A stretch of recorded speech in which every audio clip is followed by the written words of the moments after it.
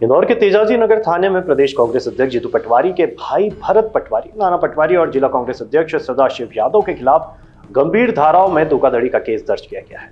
74 वर्षीय बुजुर्ग नरेंद्र मेहता की शिकायत पर कार्रवाई करते हुए पुलिस ने इनके खिलाफ भारतीय न्याय संहिता की विभिन्न धाराओं में केस दर्ज किया है। इन धाराओं में संपत्ति हड़पने, धमकी देने, कूट रचना करने और जान से मारने की धमकी जैसे गंभीर आरोप शामिल है। दरअसल इंदौर जिले की उमरीखेड़ा स्थित करीब 35 करोड़ रुपए की 6.33 एकड़ जमीन पर कब्जे को लेकर क्षेत्रीय तेजाजी नगर थाने में पीसीसी चीफ जीतू पटवारी के भाई नाना पटवारी, भारत पटवारी और जिला कांग्रेस कमेटी के अध्यक्ष सदाशिव यादव के खिलाफ जमीन की धोखाधड़ी करने और जमीनी मामले में धमकाने की शिकायत दर्ज की गई है। जमीन मालिक नरेंद्र मेहता ने नाना पटवारी, भारत पटवारी, सदाशिव यादव सहित कुछ अन्य लोगों के खिलाफ तेजाजी नगर थाने में शिकायत की थी, जिसके बाद पुलिस ने जांच कर इस मामले में एफआईआर दर्ज की है। इस घटनाक्रम को लेकर कांग्रेस का एक बड़ा प्रतिनिधिमंडल इंदौर पुलिस कमिश्नर संतोष सिंह से मिलने पलासिया स्थित पुलिस मुख्यालय पहुंचा, जिसमें पूर्व मंत्री सज्जन सिंह वर्मा, कांग्रेस के वरिष्ठ नेत्री शोभा ओझा, नगर निगम के नेता प्रतिपक्ष चिंटू चौक से सहित कई अन्य कांग्रेसी शामिल थे। कांग्रेस के प्रतिनिधिमंडल में संतोष सिंह से मिलने के लिए पहले ही सूचित कर दिया था। इसके बावजूद भी मुख्यालय पर तैनात पुलिस अधिकारियों में से कोई भी अधिकारी कांग्रेस नेता से मिलने नहीं पहुंचा, जिसके बाद कांग्रेस नेताओं ने अपना मांग पत्र पुलिस मुख्यालय के बाहर ही चस्पा कर दिया। इस समय मध्य प्रदेश की मोहन यादव की सरकार विपक्षी दलों को या नेताओं को कुचलना चाहती है। हमारे प्रदेश अध्यक्ष जीतू पटवारी के भाई नाना पटवारी, भरत पटवारी और हमारे जिला कांग्रेस के अध्यक्ष सदाशिव यादव, इन पे मोहन यादव जी के दबाव में झूठा प्रकरण, जमीन हथियाने का, कब्जा करने का प्रकरण दर्ज किया गया है। एफआईआर की कॉपी मांग रहे हैं, एफआईआर की कॉपी नहीं दी जा रही क्योंकि फ्रॉड केस है। हमारा ये कहना है कि जिस जमीन के संदर्भ में पुलिस इंदौर ने इन तीनों साथियों पर कार्रवाई की है, जिस भूमि का जिक्र है उस भूमि पे एक बोर्ड लगा हुआ है जिसमें मोहन यादव के भाई नारायण यादव का फोटो भी लगा हुआ है, राधेश्याम यादव का फोटो भी लगा है। यदि आपको प्रकरण दर्ज करना तो पूरी टीम पे होना चाहिए। इस विषय पर चर्चा करते हुए पूर्व मंत्री सज्जन सिंह वर्मा ने कहा कि यह मामला पूरी तरह से राजनीति से प्रेरित है और जीतू पटवारी और जिला अध्यक्ष सदाशिव यादव को सभी की छवि खराब करने के लिए उनके भाइयों और सदाशिव यादव के नाम को जोड़ा गया है। उन्होंने कहा कि यदि यही घटनाक्रम किसी बीजेपी के नेता द्वारा कर दिया जाता तो अभी तक कोई भी एफआईआर दर्ज नहीं की जाती और जांच के नाम पर टाल दी जाती। पुलिस को कार्रवाई करने से पहले पटवारी और यादव का पक्ष भी सुनना था। वर्मा ने कहा कि प्रदेश अध्यक्ष जीतू पटवारी द्वारा पिछले दिनों उज्जैन जिले के महिदपुर दौरे के दौरान मुख्यमंत्री डॉक्टर मोहन यादव के भाई नारायण यादव पर आरोप लगाए थे, जिसे देखते हुए यह कार्रवाई की गई है। सबसे चौंकाने वाली बात यह है कि आरोपियों ने इस जमीन पर फर्जी दस्तावेज तैयार करवा लिए हैं। राजस्व रिकॉर्ड में छेड़छाड़ कर जैन के नाम पर लगी मूल पर्ची को छुपाकर सदाशिव यादव का नाम लिखवा दिया है। यह न केवल एक कानूनी अपराध है बल्कि यह एक सुनियोजित जमीन घोटाले की तरफ इशारा करता है। इसमें प्रभावशाली राजनीतिक नामों का इस्तेमाल कर पूरा सिस्टम झुकाने की कोशिश की जा रही है।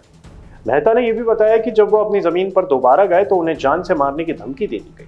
आरोपियों ने उनसे पैसे की मांग भी की और जब उन्होंने पुलिस से शिकायत की बात कही तो उन्हें चुप रहने को कहा गया। इसके अलावा आरोपियों ने वहां एक कमरे का निर्माण भी कर लिया है और जमीन बेचने का सोशल मीडिया पर जमकर प्रचार कर रहे हैं, जो कि संपत्ति विवादित होने के बावजूद एक आपराधिक हरकत मानी जा सकती है।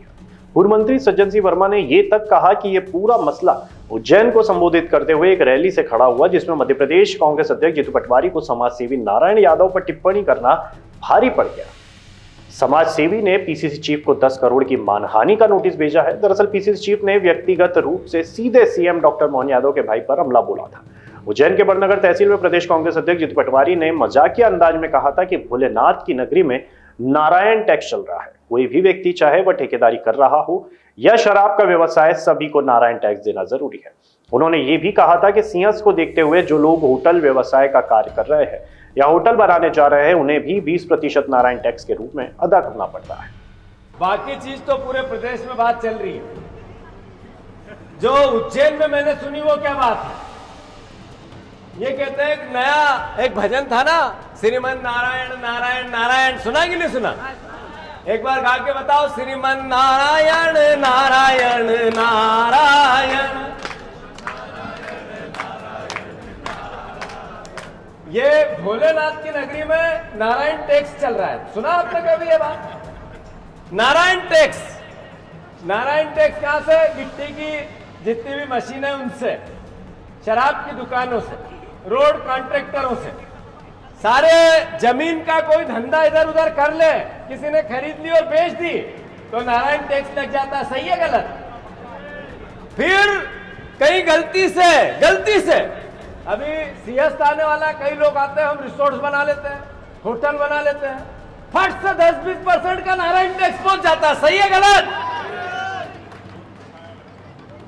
इंदौर में भी नारायण टैक्स की हवा आ रही है, तो वहां एक दयालु बाबा है, उनका टैक्स लगता था। अब इनने नारायण भैया ने खुद का नाम दयालु बाबा रख लिया। क्या रख लिया? दयालु, दादा दयालु। चेतन गलत तो नहीं जा रहा हूं? तो एक दयालु वहां जिसके साथ हिस्ट्री सीटरों के नाम आते हैं, और एक ये नारायण टैक्स वाले दयालु यहां। ये मोहन भैया को जब तक कुर्सी से हटाए नहीं, जब तक दम लेगा नहीं नारायण भैया, याद रख लेना मेरी बात। देखिए, दूध का दूध पानी के पानी हो जाएगा। कागज बोलता है, ऐसा तो है नहीं कि कागज लापता हो जाएगा। हमारा कहना है कि FIR आपने किन तथ्यों के आधार पे की है? एक राजनीतिक परिवार को बदनाम करने के लिए। मुझे तो ये लगता है, देखिए मैं आप तो सीधी बात करूं, जीतू पटवारी ने उज्जैन में एक भाषण दिया था, अभी रैली थी उज्जैन के पास में, वहाँ महिदपुर में आसपास के क्षेत्र में, वहाँ एक बयान दिया था कि प्रदेश की जनता तमाम सारे टैक्सों से इस समय जूझ रही है। अब प्रदेश की जनता को एक नारायण टैक्स भी देना पड़ रहा है। मुझे लगता है कि उसकी परिणति है कि जीतू पटवारी और उसके परिवार को किस तरह से झूठे प्रकरण में फंसा के बदनाम किया जाए। क्या कांग्रेस पार्टी के जो ओरिजिनल दस्तावेज पेश करेगी नाना पटवारी को? देखिए, निश्चित रूप से जो सही तथ्य हैं, निर्दोषिता के प्रमाण के, वो सारे साक्ष्य। सवाल ये है कि FIR करने के पहले आप पूछो तो सही। कोई मर्डर कर देता तो उसकी FIR के पहले, यदि बीजेपी से संबंधित है, कोई तमाम घटनाक्रम कर देता है। इस दौर में कई प्रकरण गवाह हैं जिसमें बीजेपी के नेता के खिलाफ 1 महीने तक जांच लंबी, तो फिर नाम हटा दिया जाता है। अरे आप इसमें जांच कराइए ना। यदि हमारे जिनके नाम आपने लिखे हैं, सदाशिव, भरत और नाना पटवारी के, वो आपको साक्ष्य प्रस्तुत कर देंगे अपनी बेगुनाही के। यदि नहीं कर पाए तो आप फिर करिए। ये पुलिस अधिकारी से आप मिले क्या? पुलिस अधिकारी को तो ये लगा दिया, वो पढ़ लेंगे, कोई पुलिस वाला पढ़ के सुना देगा। मेरा तो कहना, आंख पे और मुंह पे पट्टी बंधी है। मोहन यादव ने अधिकारियों के मुंह और आंख पे पट्टी बांध रखी। वो यहाँ के प्रभारी भी हैं, गृह मंत्री भी है, तब यहाँ पुलिस की इतनी हिम्मत थोड़ी है कि उनके बाहर चला जाए। चलो, इस मामले की गंभीरता को देखते हुए मेहता ने राजस्व अधिकारियों से भी शिकायत दर्ज कराई है और इस पूरे फर्जीवाड़े की निष्पक्ष जांच की मांग की है।